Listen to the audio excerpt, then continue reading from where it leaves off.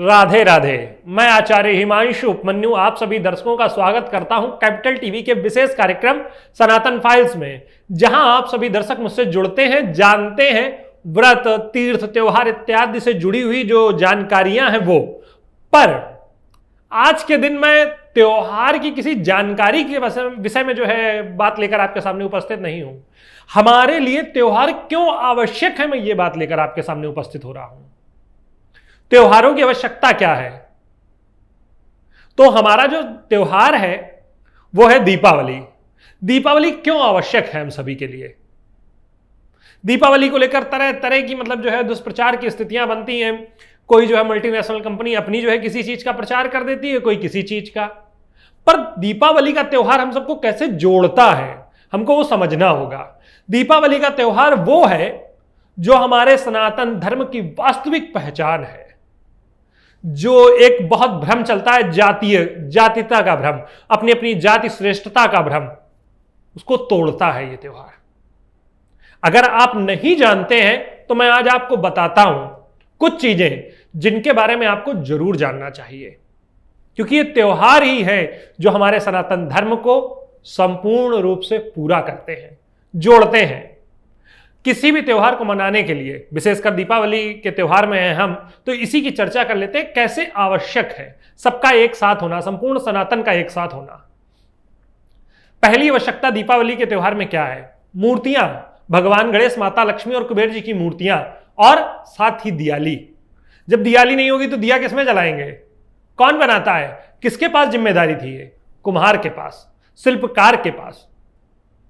एक वर्ग को जोड़ता है ये। जब आप मूर्तियां लाते हैं तो ये पूछते नहीं है वो किसने बनाई है। ये यहां जातीय मिथक टूटता है। फिर अगली, वस्त्र। हमारे यहां कहा गया है श्वेत वस्त्र पहने। पद्म पुराण में ऐसा लिखा हुआ है कि उस दिन नए वस्त्र धारण करने चाहिए बलि के राज्य में। और जब नए वस्त्र धारण करने चाहिए तो नए वस्त्र बनाने की जिम्मेदारी किसके पास थी? बुनकर, दर्जी के पास। दूसरा मिथक टूटता है। तीसरा, खाद्य सामग्री। नया भोजन, अच्छा भोजन होना चाहिए, स्वस्थ भोजन होना चाहिए, तरह तरह की चीजें घर पर बननी चाहिए। किसके पास से आप लाएंगे सामान? साहूकार के पास से, जिसके पास एक पूरे वर्ग का जुड़ाव है। अब अगली व्यवस्था जो है, मिष्ठान। कहां से आएगा? हलवाई के यहां से। फल कहां से आएंगे? जिन्हें कई जगह काछी कहा जाता है, पर वो काछी नहीं, वो काछी इस वजह से कहा जाता है कि काछीवाड़ा करते हैं वो लोग। सब्जियों का, फलों का, बागों का जो है रख रखाव का काम करते हैं। उनके यहां से आप फल लाएंगे। आप जाति देखेंगे या फल देखेंगे? आप फल की स्वच्छता देखेंगे, ना कि जातीय देखेंगे। भ्रम में फंसाया गया है सनातन धर्म को। अगली ओर बढ़ते हैं। अब जानते हैं एक और, चौकी, जिस पर भगवान गणेश, माता लक्ष्मी को आप स्थापित करेंगे। कहां से आएगी चौकी? बढ़ई के यहां से आएगी चौकी। फिर आगे बढ़ते हैं।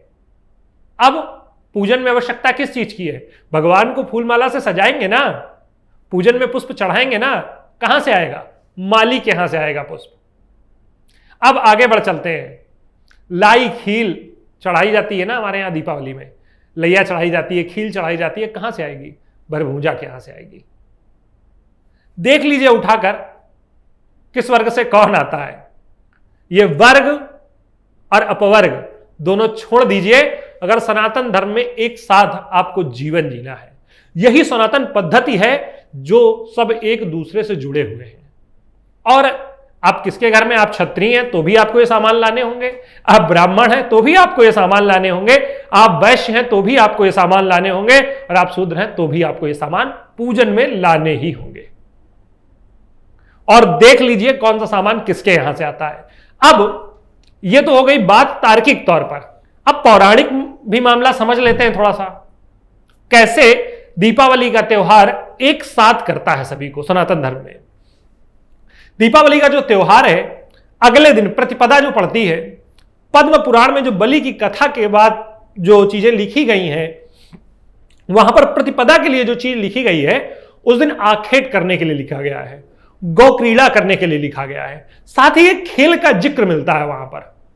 वो खेल है जो आजकल आप लोग देखते होंगे मॉडर्न डे में, रस्सी को खींचने का। दो लोग पार्टी बनाते हैं, एक उस तरफ होती है, एक इस तरफ होती है, बीच में एक लकीर खींच दी जाती है और रस्सी खींची जाती है।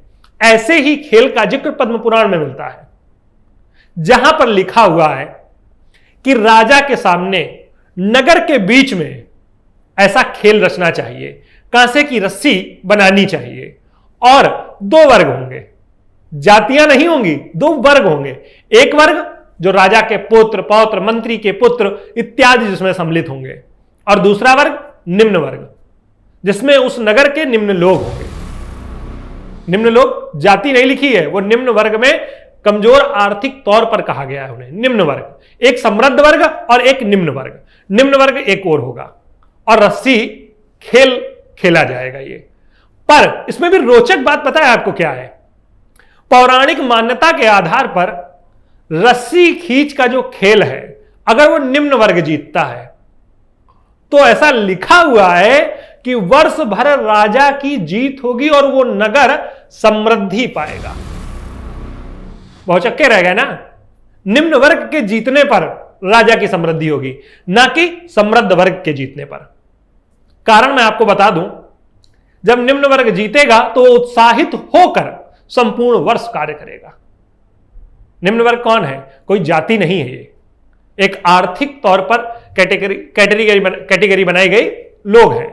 तो इसीलिए आपको चाहिए कि आप जो है सनातन धर्म के हर एक पहलू को सुने, सोचें और उस पर विचार करें। सनातन धर्म जोड़ने का काम करता है, ना कि तोड़ने का। बाकी लोग कुछ भी कह सकते हैं, कुछ भी कर सकते हैं। कोई राम पर भी उंगली उठा सकता है और कोई श्याम पर भी।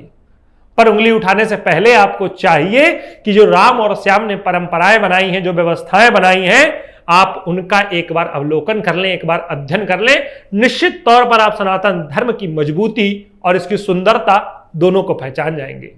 आप सभी को दीपावली की बहुत बहुत शुभकामनाएं। मैं प्रार्थना करता हूं ईश्वर से कि आप सभी के घर में समृद्धि आए, आप सभी का जीवन समृद्ध बने, चाहे आप किसी भी वर्ग से आते हो। सनातन धर्म को समझिए, सीखिए सनातन फाइल्स में हमसे जुड़कर। आप सभी से पुनः मुलाकात होगी, तब तक के लिए राधे राधे।